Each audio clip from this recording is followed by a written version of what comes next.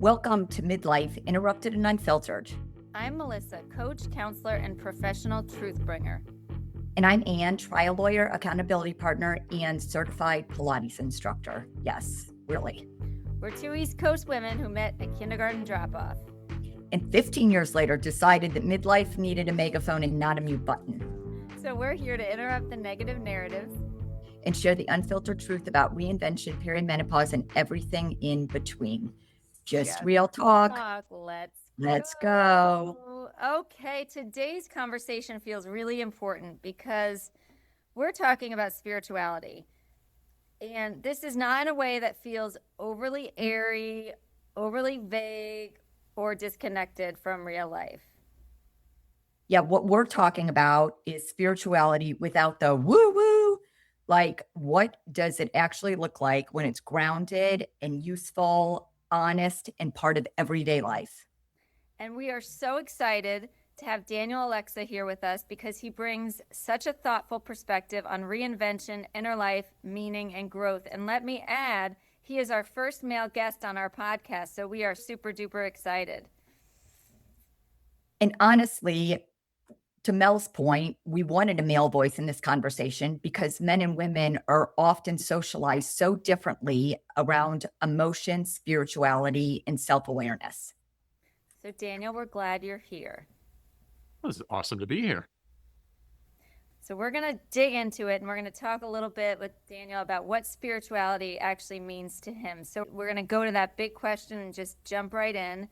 When you hear the word spirituality, Daniel, what does that actually mean to you? And let's say without the, like Ann said, woo, woo. To me, it means, one, not tied to any specific religious doctrine. For me, others might, that's fine, that's their thing. For me, it's about connection to some bigger meaning. And it doesn't have to be the woo-woo of the universe or to source. Everybody's connection to that is unique, and it's uniquely theirs when they get out of just feeling like they have to do everything. That we can come to a place where when we're calm and peaceful, that is spirituality to me. And when do you think that definition that you just shared got real for you? That's an interesting question. I feel it's been evolving for a number of years, and it really maybe locked in the past 5 to 7 as a solid realization that this is beyond some doctrine or organization that wants me to think in their way, and made it very personal for me that there's something much bigger here. I think when I lived in Kansas City, and this is 13 years ago, going through the throes of what does life mean for me, I was miserable. I was in a job that I had maxed out my potential there. I was burned out, was going through the end throes of a marriage bordering on divorce, which it eventually set to. And I could sit there and tell you every damn thing that was wrong with life. But there was something deeper that kept me going that said, hey, kid, it doesn't have to be this way. That to me is the spirituality, that voice right there, that sense. And when you felt that, or when you processed that, and you talked about that culmination of things, was there a moment where you were like, almost the light went on? This is the calm and peaceful feeling that I've been waiting for. And if so, do you recall where or what that moment was?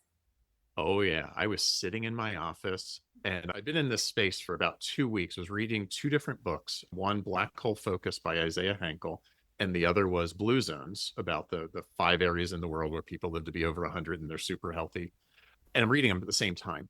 And within 2 days, both mentioned the concept of ikigai from Okinawa, the idea of waking up, the thing that gets you out of bed in the morning. And I started asking myself, why am I going to this company?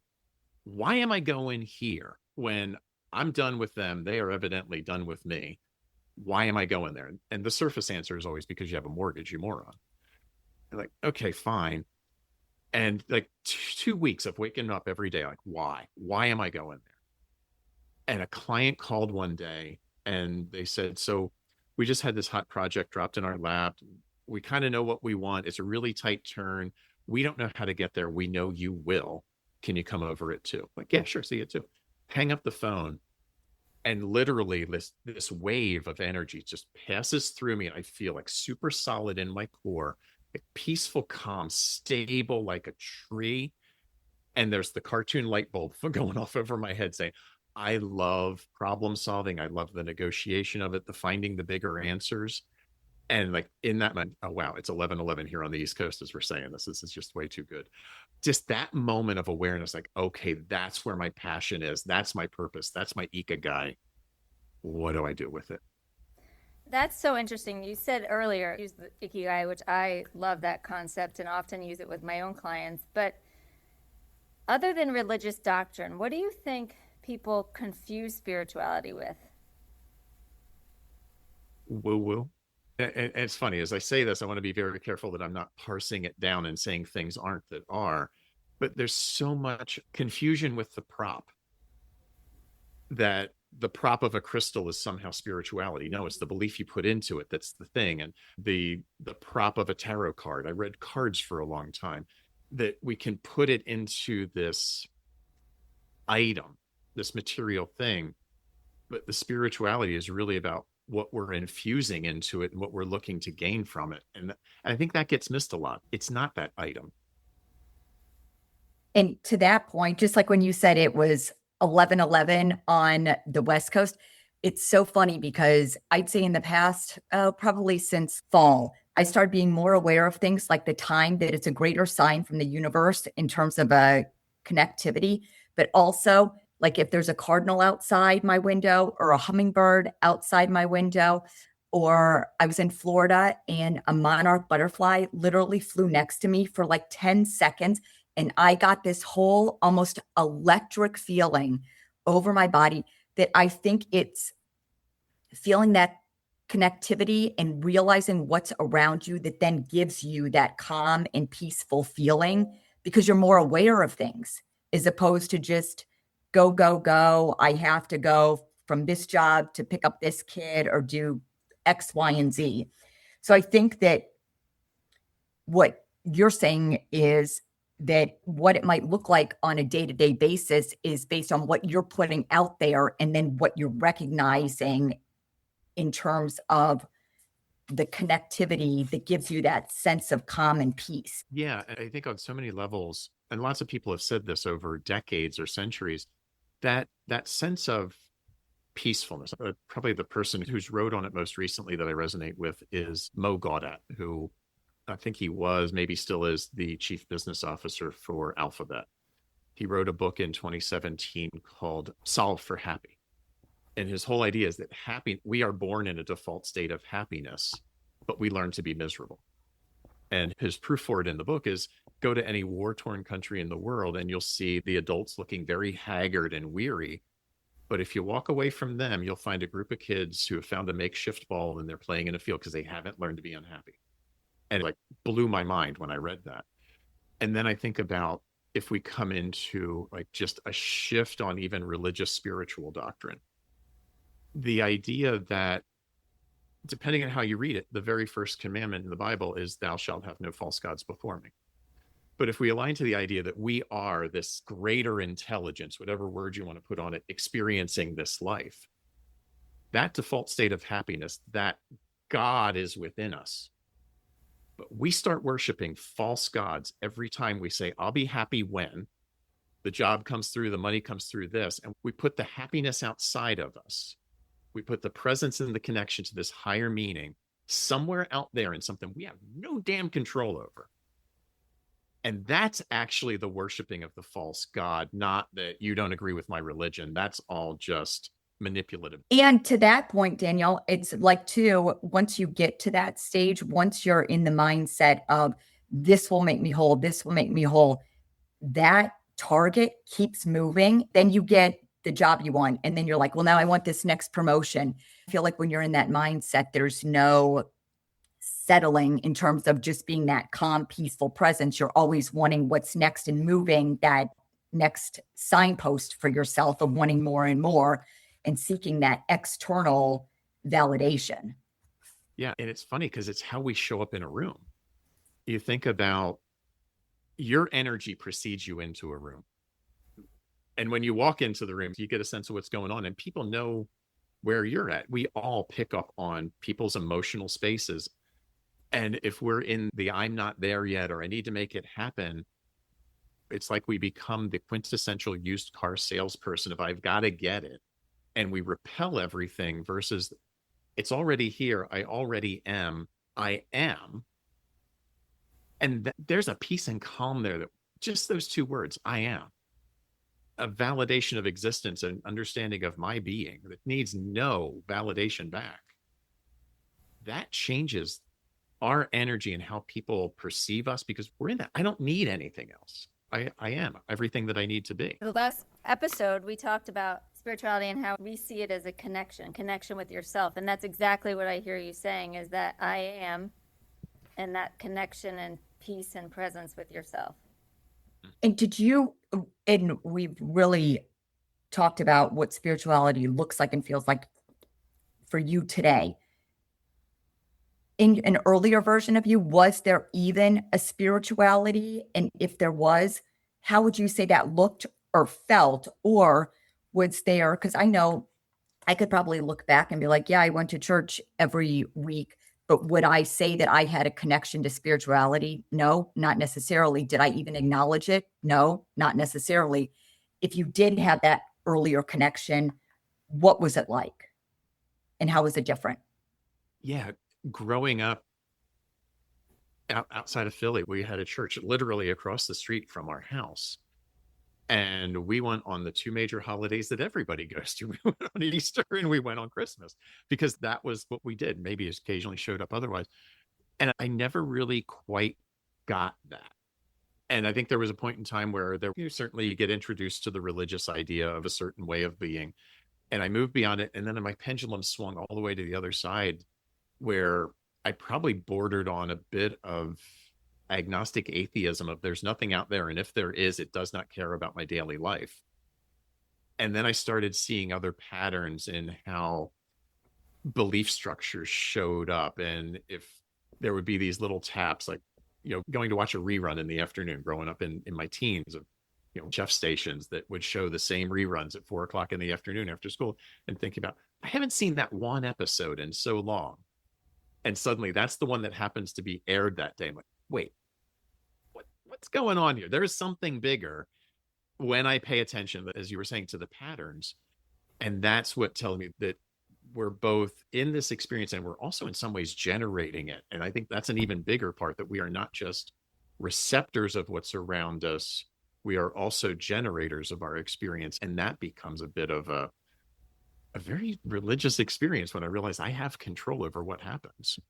Yeah. And to your point, I feel like when you put that positive energy or the openness of an energy out into the universe, that's when you start getting those signs back, whether it's 11:11, the rerun of a show that you were waiting to see, of just being that open kind of vessel and putting that open, receptive energy out there. Yeah. And it's all about coming to that moment of getting out of our heads, because we've been trained to just think about the next thing and be in the next thing before the first thing's ever. And we just get in this churn. But when we slow down and silence this, we start to notice patterns. We start to notice broader connection, that we are part of this entire thing, yet we tell ourselves we're separate from it. And organizations tell us we're separate from it, and they're the conduit to it. But we're never separate from it because we are part of this much vaster experience. Yeah, that connectivity. That I think that if anybody feels isolated or alone, when you open your mind to that concept of the greater connectivity, you can't help but feel like part of something, at least in my opinion. And should we get into the male experience? Because I know we wanted to talk a little bit more about specifically how spirituality shows up, or how you see with your clients, Daniel, being a coach and working with the male population about this experience. So, Daniel, it seems, at least in our experience or in our interactions, and just stereotypically within the United States, that a lot of men are conditioned and still are in these younger generations to be stoic or to mask their emotions or just shut down. And I know that it's clearly a stereotype, but I know it's also a reality in many situations. So what are your thoughts on that? Where do you think maybe that first came from, where men learn that from, which is seems to me so crazy in 2026 when, you know, we should have evolved much more. Yeah, there's the should have. And yes, we could probably be a lot farther. And I think for me, it comes in a couple different levels. There's, if we go way, way, way back, and men tended to be the hunter gatherers before we ever had societies. So there's this go do thing where women tended to be more the nurturers in those societies before there ever was society, maybe more tribal event. And so that gets indoctrinated along the line that men then become the go doers and women are the nurturers.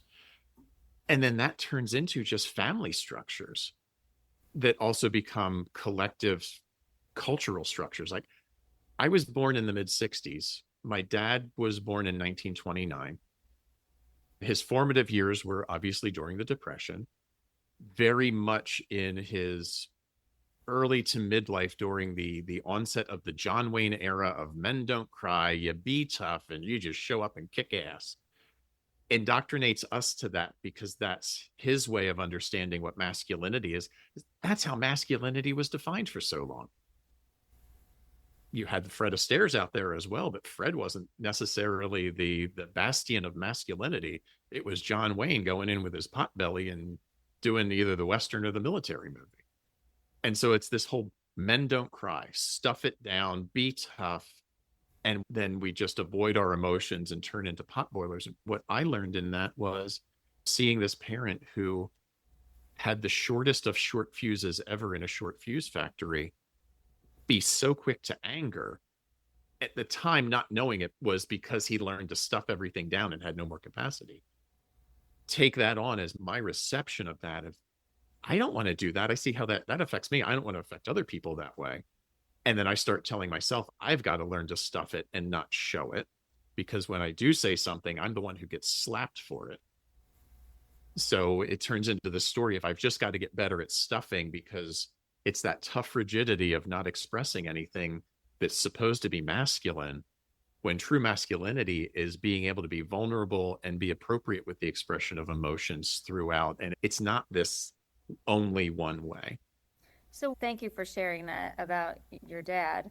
And a lot of times, if you think of behavioral psychology, you get rewarded and you do it again and again. In that case, for your dad or for anybody that might not feel like they're connected or have that spirituality, what do you think that reward, what's getting rewarded that actually keeps these people, men, women, whomever, disconnected? Survival. Comes down to basic survival. I'm going to keep myself safe by not expressing it because I learned early, if I do, I'll be threatened in some way. So we just keep stuffing it down and we live at the lowest level of Maslow or the lowest level of a chakra system, pure survival. And then we don't express ourselves, which is the speaking out.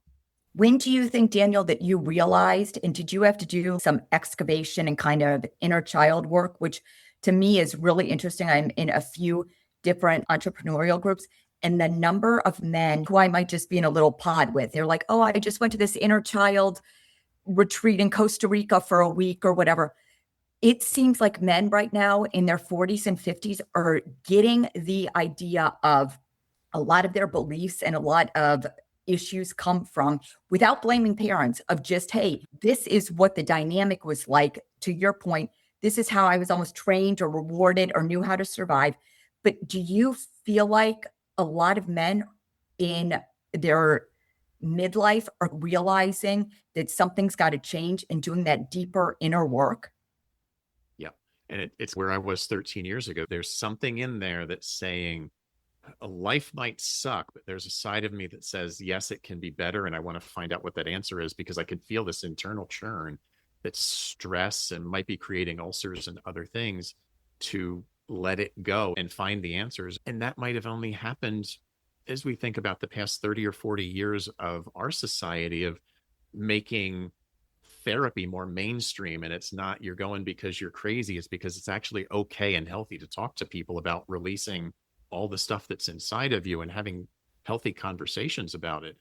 As that has become more socially acceptable and socially aware, I think that opens it up for men now to be okay to express this and say, I haven't felt secure. I've been protecting myself for so long, and just being able to look inside ourselves instead of constantly being a facade and a false mask of strength when we are feeling super weak inside. In turn, Daniel, I would think then the internal feeling is going to that sense of calm and peace when you go through that hard work of figuring out where those triggers are, where that stuff's coming from, and really process it so that you can become a calmer person who enjoys life way more than somebody who doesn't do that. Yeah. And my breakthrough was when I went through hypnotherapy training, and I was working with a hypnotherapist in Kansas City that kind of helped me with the words I used earlier. I need to find my mojo because I am not feeling it. I'm feeling completely defeated. And that was like the first level of me awakening back to me and what I was capable of and refinding my confidence. And how did that compare time frame wise to when you were talking about that 2-week period and then you got the phone call and then you were like, okay, I think this is my purpose of solving problems? Was that within the same general time frame, or was that? Yeah, they were all within about a 2 to 3 month window. It was, again, it's almost spooky how these things happen once we open up to them. And I joke that it was so many things in that time were just universal alignment of me opening up to the idea, and suddenly the idea presented itself. That's so cool. Building off of that, do you really think we're making progress, or do you just think we're getting better language and better PR, I guess, on this type of thing without really deep, real change? It's a both and, because there will always be those who talk out of their head up their ass and use the words to say they're doing the work, and they're not really doing the work. And there will be those who double down and do the work to do the healing. It's not an either or to me. There's always going to be the people who can just talk the jargon and not do the work. I think progressively we are evolving as a species. I definitely see that, particularly as women come more forward in leadership and the fractures in the male silo are happening. There's certainly men who feel threatened by that, and well, too bad on them, because, okay, thanks for getting us where we are. Now it's time to go to the next thing. And that requires a different energy. Do you think, as a coach, are there barriers that you see men running into when they try to start exploring their inner feelings? Is there a barrier that you often see? The ones who are ready, and I think it's that first level of awareness of what's going on in them and being willing to look within themselves of, who am I capable of at least exploring this, and not just looking for the light switch quick answer. And in a weird, and I'm not sure whether this is a precursor or an after effect, what I see in the work across many years of doing this, and it was even said in my training back 14 years ago, if I was to filter everything down that I've seen from clients over years and years of hundreds of clients, thousands of clients, to one core idea of what is it underneath all of it, it's a sense of not being good enough or not deserving. So this lack of worthiness. And does that show up as a belief that I hold myself back from ever exploring because I'm not good enough to even change or make a difference? Or does it show up as the idea that then takes us forward into, that's the thing that I need to heal within myself? That's really powerful. And it takes a lot of courage, I think, for somebody to then say, okay, what's holding me back is that I don't think I'm worthy, and I'm going to acknowledge that I feel like that, and I am worthy of doing this hard work to get to a place where I'm happier. Yeah. So what do you think, and what you described, like that lack of worthiness, that can show up in different ways? It can translate to fear, it can translate to shame, it can translate to whatever that person is fearing. But what do you think unlocks the door for these men? They eventually come to a very similar place where I did, that the pain of staying the same is greater than the idea. As we think about just the general idea of, are we motivated or toward motivated? Do I want to get away from the pain, or do I want to go toward the pleasure? If we haven't set enough within ourselves to define that answer of what I want and the idea of what's the life that I'm happy in, we'll just stay in the pain because it's familiar. It sucks, but at least I know it. Anything else out there is scary, and there's the comfort zone. And eventually the pain of staying there becomes so great that we will step towards something else. Or we do that deep look inside, like, what I'm living is not working. What could be better? And we start defining the outcome more and then start living toward it versus just jumping to the next thing and hoping we don't land in the fire. Exactly. But what do you think, especially men in midlife? You think of midlife like you probably achieved a lot of your career goals. You probably maybe have a family, but you've done a lot of things. You've learned a lot. And midlife, we can say technically is 37 above. We talk a lot about 40s, 50s, 60s. What do you think men are actually hungry for in midlife, specifically as it relates to spirituality? Even if they can't say Meaning, it, what do you meaning, see? Meaning? meaning, because they put in that chase, they were told to go out and get a job. They were told to go out and find the thing to do. And so they go into, I'm going to get the job. I'm going to stay in the career. I'm going to do this. I'm the high achiever who's going to get the salary and the title and run the company. And they did it because that's what they were told to do from the expectation of their family and the expectation of society. They climbed that damn ladder and they got to the peak and they looked around and they saw all the toys and all the things they'd accumulated on the checklist. And the checklist didn't mean a thing because they were hollow inside. And I see that too, Daniel. I think it's a time for pause, right? And once you get to that pause and you connect to yourself and think, there's got to be something more here, right? Yeah. So we've talked a lot about men. We've talked in terms of spirituality and what you see. I'm just going to switch it a little bit. We're talking about you and your own reinvention and turning points, because I know you've reinvented yourself a couple of times, which you've shared some of them, but most recently you've done it again. So can you walk us through your recent change and what that journey looked like for you? Yeah, I was going through some really heavy throes the end of last year, noticing things were changing for me. And I didn't feel as good about the work that I was doing, which was more corporate facilitation and leadership development. And it felt like I was changing really quickly, almost like I was blowing my website up every month because the message kept changing as I was feeling it. And was talking with one of my colleagues earlier this year, and she's like, "You really need to be working with men."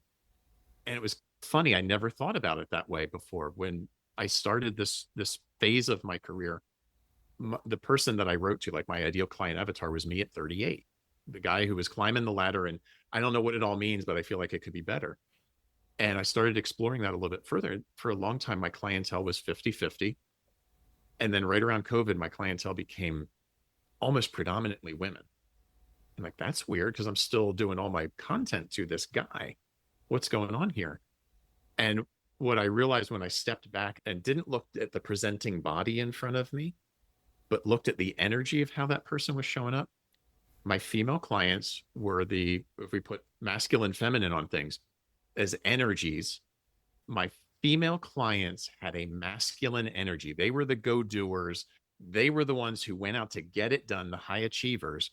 My male clients were more the nurturing, feminine energy. So it's like their poles were crossed as to who they were within the body. And that opened up a lot of ideas for me. And then it now has become this idea of the high achieving male who has this other sense that's missing. It might be the balance of the feminine energy coming in. I hadn't really thought about it that way until this moment. They're experiencing blocks in who they are, that they're still living in a survival mode or feeling like they can't speak what they really want to speak. And that's the struggle right now, is finding a place where they can have the permission to do it and become whole, versus I'm just showing up as a mask of myself that I've learned to be. And how long would you say it took you to make that switch when you were talking about what the COVID clientele looked like? And then in the past year now, when your colleague was like, you should be working with men, about how long did it take you to make that switch? About a month. When she said it, it took a second for it to really settle in with me. And then it just hit, and I haven't looked back. I just finished writing 9 articles for the website in the course of 2 weeks because I'm so charged up with this idea of the energies within men and how we live into these blocks without even thinking about it. The stories we've inherited from society and from family, and then the ones that we keep carrying because we don't know we're even carrying them. And when we bring those two things to conscious awareness and start creating choice, now we can begin consciously creating our life. Did you Was realize when you were doing this change, did you think of it as reinvention? It's funny. I don't think I thought of it as reinvention, more just evolution. Like Evolution. becoming like I had to go through what I went through over the past couple of years to be where I am now. And I think that's one of those interesting things for everybody is we look back on our past and we'll judge certain aspects of it not being what we wanted it to be, but it's all brought us to here. And when I look at it that way, if I had to go through these experiences to be able to sit in this chair for men to help them figure it out, it's like I've been on that same journey. And I'm not here to be the guru to sit on the top. I'm here to be the guide to help you find your way through it.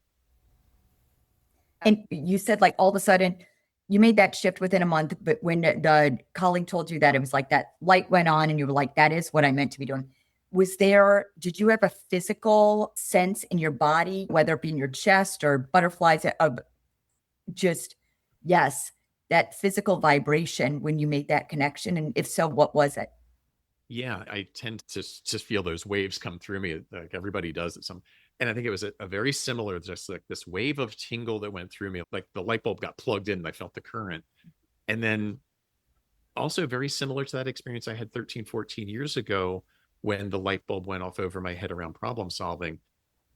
And it's funny as I think about it now, I didn't feel it as like that solid of a hit. Like suddenly it just dropped in because 13, 14 years ago, I was so far away from it that when it dropped in, it was like, boom, here it is.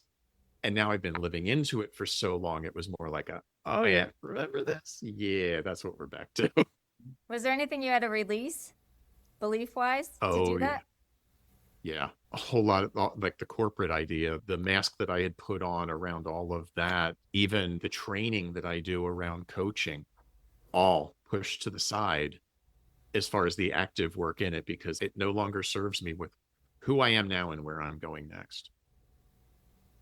Yeah, it's scary. Do you think as a result of this transformation, whether it be 13 to 14 years ago, and then again with the new focus on your clientele, do you think you've changed your relationship or definition of success in any way? Absolutely. Absolutely. It's no longer about the outside indicators. They're nice. I'm not saying don't go for them. I'm not saying just sit on the couch and be like, oh, I'm Sure. really successful. Yes, but they're no longer the thing that provides fulfillment because I'm not putting my happiness on something outside of me that I have no control over at the end of the day.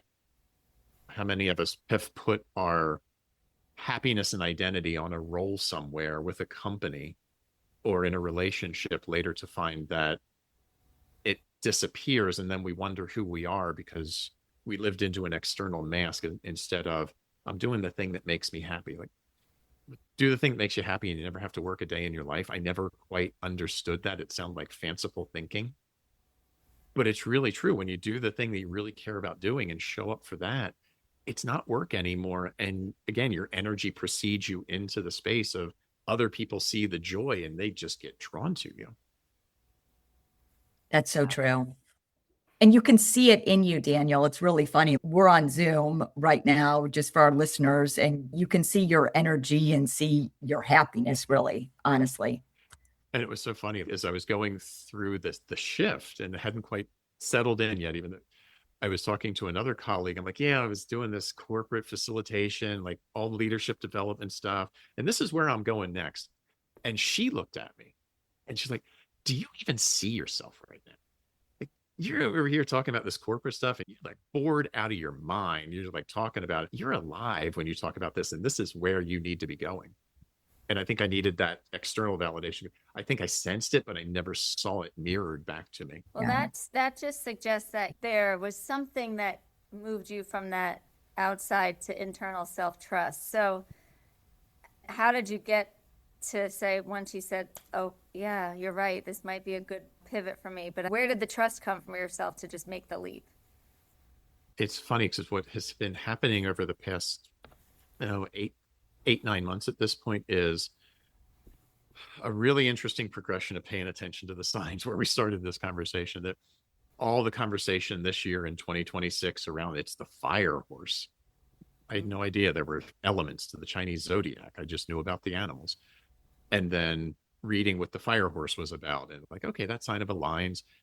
And then I just get this little intuitive tap that says, find out how often they come around.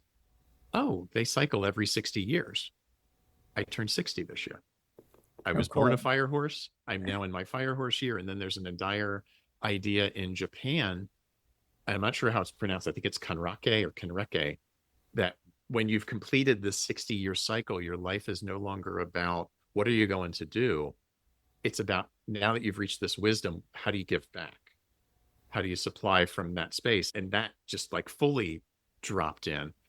And then I went back and started rereading some of the foundational work that got me on this journey to begin with, the founders of New Thought, and really understanding energy dynamics and how we show up and what our belief systems do, and how when we're believing in ourselves, I don't want to make it sound too spooky that it's like the energy shifts, but when we believe in ourselves, we hold our bodies differently, we show up differently, we talk differently, and that all shows up. It comes back to the feeling of it's already here, that it's not out there to be chased, because when we chase it, we just keep it farther away. But come back to it's here, and I am that, and I'm just removing the interference that's been in the way.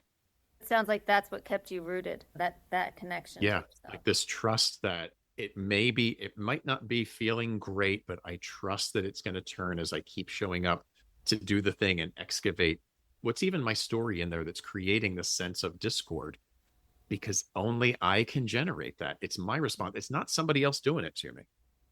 They're doing their thing. That's neutral. I have nothing to do with it. Unless they're attacking me, then I have the right to go into fight or flight. But just somebody doing their thing, saying something, should have no effect on me other than the effect I allow it. And if I am allowing a negative effect on me, how am I the one creating that experience? And I'm not saying that everything's positive, because it's not, but taking control of who I am in the world releases that victim mentality of all the Yeah. things happening around us are somehow diminishing us and we have to fight against the world. No. Yeah, that's so true. Should we make it practical, Anne? You're the practical one, Melissa. Let's just start making it practical. And we kind of covered this earlier when we asked, what does spirituality look? And you kind of said connection in your daily life, right? The connection to yourself and I am. So how do you know physically and belief-wise when you are not in that space of connection? And what do you do about it? The first thing I'll notice, it'll be one of two, depending on where I'm at. It'll either be I notice the negative thoughts coming up of how frustrating things can be, or even some negative self-talk will pop in. It's like, okay, pause there. So that'll be the first notice. The other one is the physical notice. If I'm working too long here at the desk, I'll feel the shoulders tighten up. And that part of that could be because just my work angle. But when I notice there's tensions in my body, no matter what I'm doing, that's my other signal to say, stop and pay attention, and just pause and take a few deep breaths to come back to self. If there's somebody out there, Daniel, who just gets so overwhelmed with the complicated thought of spirituality or being connected to the universe and connected to something greater than themselves, what would you say might be some good, non-complicated starting points for somebody who just wants to start maybe exploring what it looks like to have that common peace that you described at the beginning of this podcast? The first is to give yourself permission to stop chasing. That's the first idea. Just stop the chase and go into pause. We get trained so much to go chase and pursue the next thing and solve the next problem that we're always in this loop of just doing, and the stress never leaves. Give yourself permission to stop and break that story that if I'm not doing something, I'm lazy. That tends to be the story that follows it. Stop. And breathe. Breathe from your belly. Breathe in deep, long exhales, whether it's box breathing or just slow, long inhale, exhale. And you'll sense yourself you'll sense that peace come to you. But you got to stop running first. And then the other metaphor here that might help ground this whole idea is you don't go to the gym to max out and do a PR every day. If you're going to be healthy across the board, there's max days, there's maintenance days, and there's off days, because your muscles reknit when you take the day off and they become flexible when you do the maintenance. That's what being a whole person is about in this space. There's the days you're going to be achieving, go do it. There's the days when it might just be a planning day. Great. Take your time off too. And don't feel like I'm worrying about Monday on Saturday. Be on Saturday and take the damn break. And don't feel guilty about it. Exactly. Be happy about it. And okay, interesting one there. I want to grab that because this is in the moment. Yeah. Don't feel guilty. There's actually a law of manifesting around that. It's the law of reverse, law of last experience. The last thing you hear is what you tend to remember. And the subconscious mind tends not to hear the word not. So it's like, don't think about a pink elephant. Tell me about the pink elephant you just thought of. Frame it to the positive. Be happy about it, or whatever your word is. Be peaceful about it. Then we're generating into the experience instead of creating the thing we want to avoid. That's really good. I'm taking notes. That's really good. I like the pink elephant idea too. This has been really interesting, and I think sharing your story will hopefully enlighten or empower other men to take the keys and drive and figure out whatever they might be working through on their own. So every podcast, Daniel, we give our listeners some takeaways. And for someone listening right now who might feel disconnected, maybe from themselves, maybe from work, maybe from their family, whatever, where would you tell them to even start? Connect to yourself first. In this moment, if you're really in that, I don't know what it all means, don't worry about connecting to the universe. Don't worry about connecting to some bigger meaning. Connect to yourself. Because if you're in that churn, if you're feeling a disharmony or a discord or stress, you can't be feeling that unless there was a counterpoint of peace. Because if stress was all there was, you would just know stress. You grow up in a cave, you only know darkness. You step out of that cave one day and experience the warmth of the sun, and then you go back in, it's like kind of damp and cold in here. This sucks. I want to be out there. Find that counterpoint, and that only happens when we slow down. Recognize what's the other side of this story. If it's frustrating and miserable, there's something else in you that's saying it can be different, that's bringing that forward. And it's not, those moments of feeling that tension are not about reduction here. It's about just noticing the tension and what are the two poles that are pulling you and which one did you want to go in that direction of. So it's not even worried about any other bigger meaning. It's about who am I and what am I experiencing right now to start to figure this out and be okay with taking baby steps on it. This is not always sudden mind-blowing epiphany. It can happen, but more likely to be sustainable. It's a slow growth of uncovering, and that just picks up speed. So would you say that question you just shared, where am I and where do I want to be, would that be the first question that they should ask themselves if they're feeling disconnected? Yeah. Where am I right now? What am I noticing and what do I want it to be? Even if it's just as simple as, I can tell you this, I don't know this one out here yet. Play the opposite game. Define life right now. It's miserable, frustrating. Okay, so what's the opposite of miserable? Start building that. And then as you get that other list, it's a simple way to make the shift. You can start, okay, what would life be like? What would I be doing when these are the defining factors? The other one, and I love this book because it really helped me back 10, 15 years ago, 12, 15 years ago, the 5-minute journal. It's essentially a gratitude journal, same 5 questions every day. And it, within 10 days, will refocus you. I was very much in all I was seeing was obstacles. I was so frustrated. Everything was a block in my way. Found out about this book, started doing, and it truly is only 5 minutes a day. Did 10 days later, I'm seeing opportunity that they were there all the time, but I was so blocked in my frustration that I wasn't seeing anything else. It's the idea of opening up a part of our brain that's an attention focusing device, the reticular activating system, to seeing what's already there, and we program it. And it's the very basic reason and the truth behind the phrase, you get more of what you focus on. And so I think, just going back to practicality, what's so cool about this whole discussion, and what I'm taking away from it, is that spirituality doesn't have to be dramatic to be meaningful, and it can just be quiet and grounded, but at the same time, ultimately be life-changing. Yeah. And it's ultimately personal. So it is what each of us wants it to be. If If we want our spirituality to be going to a mega church where we're connected to millions and there's flashing lights and ministers flying in on cables, great. That's your spirituality, and that's wonderful for you. I love that for you. If your spirituality is sitting in nature and connecting to trees and listening to the flow of water, or sitting at the beach, or sitting in a coffee shop just observing the world, that's spirituality too. It's what brings us that meaning and brings us back to this place of peace and connection that's always there when we let ourselves be there. That's powerful. It really is, that it's individual to each person. So before we head out, if somebody wants to learn more about you, Daniel, and where your services, the coaching you provide, and your journey, where can they find you? They can find me most easily on the web at danielolexa.com. And also heavy presence on LinkedIn and building out the other socials like Instagram and others. Should we ask him his one sentence? With our guests, we'd love to ask them to leave our listeners with one sentence, particularly men in midlife who may feel a little lost right now. If you left them with one sentence, what would that be? You're only lost because you stopped seeking. Excellent. And that's so true for all of us.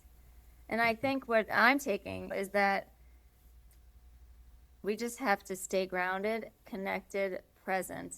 And when we let ourselves go away from that is when the noise starts, and when we allow external things to guide us versus our internal voice. It's almost like we're constantly reinventing ourselves just to kind of get back to center, right? Thank you, Daniel. This was such a thoughtful conversation, and I know our listeners will get something from it. And for all of you listening, if you have any questions, you now know how to reach out to Daniel, or you know how to reach out to us. So please let us know. Daniel, thank you so much for your time. We truly appreciate it.